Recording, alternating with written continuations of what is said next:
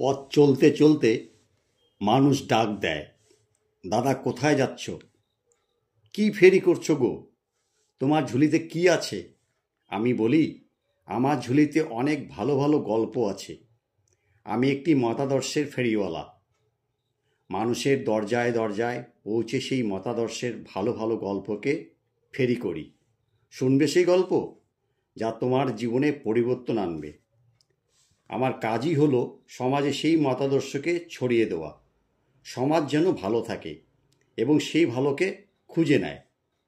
অনেক লড়াই, শত কষ্টকে সঙ্গী করে সেই মতাদর্শ আজও চলছে সমাজের তাগিদে। সমাজ যেন একটু ভালো থাকে।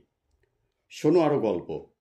সকলের ভালোর জন্য যে মতাদর্শ দিবারত দৌড়ে বেড়ায়, সেই মতাদর্শ আবারও আঘাত পায়। অনেকের গালমন্দ শুনে কুৎসা অপবাদে সেই মতাদর্শ মাথা উঁচু করে এগিয়ে যায়।